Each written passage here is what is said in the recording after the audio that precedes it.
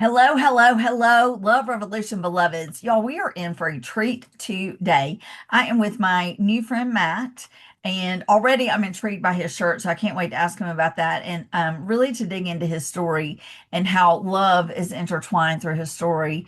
It may surprise you that Matt is able to find love in some ways that perhaps we haven't thought of. So, welcome, welcome, welcome, Matt. We're delighted that you're here. Thank you so much for having me on the show. Excellent, excellent. Okay, so I want to know about your shirt because I love the rainbow. And so tell me about your shirt. My shirt is my book, Bullied Behind Bars, a gay Christian Trump supporter goes to prison. Wow. Bullied behind bars, a A gay gay Christian Christian. Trump supporter goes to prison.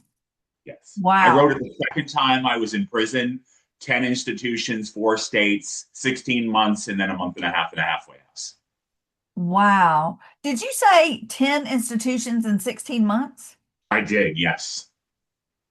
Is that unusual? In my opinion, yes, but without having data, Okay. it would be a judgment on my end. And I try to separate. So I've done men's work for the last 5 years, and I Okay. try to separate what data is versus judgment. Most people don't understand. Data is a picture, a video camera, something that's irrefutable, a text message, an email. It's irrefutable. Judgment is when we get into our mind and make a conclusion. Correct. Yeah, good. Good, good, good. Good, good, good. Okay. So obviously we're talking about love, and we're talking about love revelation. And so your the rainbow certainly makes me think of love. The title to your book doesn't immediately bring up love because you were bullied. And so how were you able to find love through that, or were you able to find love through that? Yes, I was able to start loving myself. For most of my life, I was looking for validation from the outside world and was always disappointed. And when I or anyone else looks for validation from the outside world, I or we will always be disappointed. Yes. Yes. Yes. Yeah.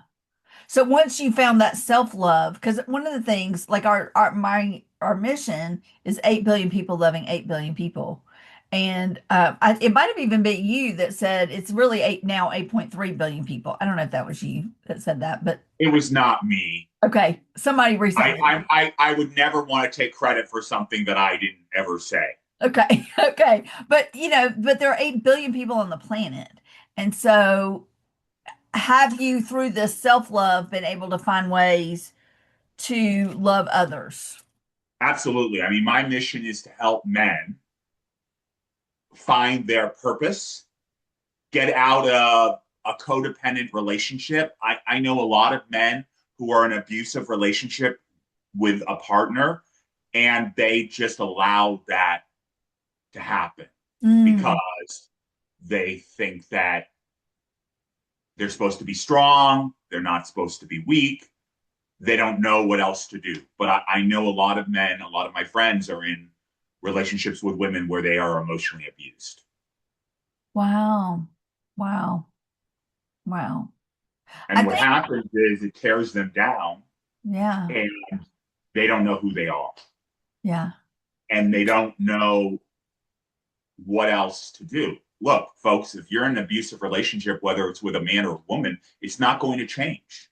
You need to assert yourself and get out of it as quickly as possible. Mm, mm. I can give you firsthand experience. I was in an emotionally abusive relationship with a female business owner who always blamed everybody else. And when I said to her, stop blaming everybody else for your problems, she threatened me with a restraining order. Wow. And then said to me, well, if you want to meet, we can discuss this. No, that is never going to happen. Hmm. Once somebody threatens you, you need to get out of it because it's only going to get worse, Hmm. Hmm. not better. Hmm. But how were you able to extricate, because you were saying this is a business partnership? How were you able to? Oh, I wasn't a business partnership. I was a delivery driver for a woman who owned a business. She was a franchise owner. I see, I see. So it's just really simple. That in that regard, it was simple for you to say, "I will no longer be a delivery." It was much simpler than if you're in a marriage, for example, Yeah, or you're in a business or you're partnership you with really, somebody. yeah, It's exactly, a lot more difficult to extricate yourself yeah, immediately out of that situation. yeah. But my suggestion is if you are in an abusive relationship, to get out of it as quickly as possible. Because here's the thing, when somebody crosses a line and they think they can get away with it, they're only going to push the bar even farther the next time. Mm, mm, And every relationship, there is blame on both sides. So each one of us has to make sure our side of the street is clean. And how we do that is by admitting when we do something wrong mm, and not blaming everybody else for mm, our problems. mm, mm, And I also think that using I statements rather than you, we, they, mm, because when we're in the you, we, they, it shows that we're blaming everybody else and we're not taking responsibility for our actions. mm, So I'm very attuned to somebody's language, mm, how they come into the world and the language they use. mm, mm. It's so interesting because part of, if folks are listening to me frequently, they will hear me say that I was taught that I needed to spend my time drawing lines and making sure I was always on the right side of the line and not associating with people on the wrong side of the line, whatever that line was. So whether it was, sexuality or political party or how many pennies you have in your bank account, whatever it is that I was, so I was constantly taught to separate. And so at one time I used to say, I want to eradicate the use of they from my vocabulary. However, now they is a pronoun. And so I don't mean it in that way, but it is eradicating this idea of me versus someone else. When really the understanding is that we're all interconnected.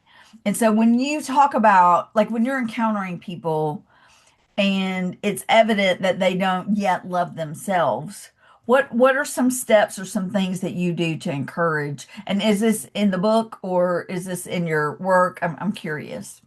It's not in my book, Okay. it's in my work.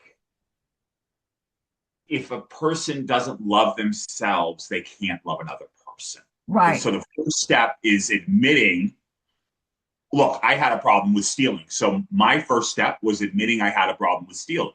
Mm, Until I admit that I had a problem with stealing, all the people in the world, all the physicians, whoever, they're not going to convince me that my behavior is out of line. okay. Okay. I believe the first step is admitting that you have a problem, Mm, admitting that you, I also had to admit that I needed God in my life. mm-hmm, You know, the Bible clearly says God came for the sick, mm-hmm, not for the healed. mm. So for If people somebody who, wants to get out of an addiction, they have to admit that they have a problem. right. They have to surrender to it. So you're in your work, you're primarily working with folks who are dealing with their own addictions. Yes, and an addiction can be anything. It doesn't have to just be drugs or alcohol. Like I said, mine was stealing. It could be codependency. Anytime an addiction, let me take that back. When somebody is in an addiction, that is all consuming. Okay. If because it's making them powerless, essentially. Mm, mm, What coffee is a great example. I've done many a men's weekends, and it's amazing. I can't ever understand why they don't just not have coffee. And my friend said, well, if somebody doesn't have coffee, they'll get headaches, and it's all sorts of excuses. Mm-hmm. All you need to do is get rid of the coffee. Mm-hmm. It's, Mm-hmm. to me, it's simple. Mm-hmm. Mm-hmm. To others, it's more complicated, but all you have to do is get rid of the drug, whether it's coffee or whether it's any other drug. Mm-hmm. Mm-hmm. Mm-hmm. Mm-hmm. So you're generally the first step to helping somebody with self-love is admitting. And if they're Admitting unwilling, that they love themselves uh, and are capable of loving another person. beautiful. If the person doesn't love themselves, they cannot love another person. Yeah. Yeah. Yeah. And that probably is at the root of a lot of the abusive relationships, a lot of the bullying relationships, because the person who is being the oppressor, being the bully, they also don't love themselves. No doubt, absolutely. The person Yeah. who is bullying doesn't love themselves, and they feel as though taking advantage of another person makes them feel better, and in reality, it really doesn't. And Correct. they're a psychopath. Mm, But most people have empathy, and I'm going to tell you right now, not everybody has empathy. Not everybody. We mm, wouldn't have serial killers if everybody had empathy. mm-hmm, mm-hmm, But everybody knows when they've done wrong. I will tell you. mm-hmm, mm-hmm. So your business is it primarily coaching or counseling or My goal is to speak on autism, get on stages and show people that you can be high functioning and beyond the wow. autism Asperger spectrum. Okay. Wow. Wow, that's interesting. And so if I hear somebody say what statement, do I immediately go, okay, I need to connect them with Matt? If somebody is neurodivergent and having challenges finding their purpose, they should reach out to me. If Excellent. somebody is engaging in small level crimes, it will accelerate if it's not dealt with properly. If somebody doesn't love themselves, they they need to start loving themselves. Yeah. Yeah. So Establish a mission for yourself and a vision. a mission. Yeah. Only 3% of the population sets goals, and they're the most successful people. Mm-hmm. And the other thing I will also tell you is that any successful person takes a risk. Yeah. Yeah. It's very easy to stay in comfort. Mm-hmm. Mm-hmm. It's a lot more challenging to take a risk. Mm-hmm. If you don't take a risk, you will always regret. Mm-hmm. You will, because you never know what would have happened. Mm-hmm. I Exactly. look at my father 20 years ago, he could have started a business and he didn't want to take that risk. He, although he hasn't told me, I'm sure he wonders what would have happened if he had taken that risk. Mm-hmm. Mm-hmm. Mm-hmm. Wow, that's a great place to end on. I could talk to you for a lot longer than this, but I want our interviews to be short enough that folks are interested and they want to listen. So, Matt, what is the best way to get in touch with you? I'm on Instagram, Bullied Behind Bars, X, Bars Bullied, Facebook, Matthew.Melvin.5621. My book is available on Amazon. Email me, bulliedbehindbars@gmail.com. Amazing, amazing. Matt, thank you for being willing to tell your story. Thank you for not only being willing to tell your story, but to publish your story as a beacon of hope for so many. And thank you for shining a bright light on love through some really tough, tough, tough situations. I appreciate you and I'm delighted to meet you and look forward to many, many, many more conversations with you. Thank you, Dr. Ross. All right, loves, that has been our Love Revolution interview for today. And y'all join us next time. We appreciate you. And thanks again, Matt. Bye bye.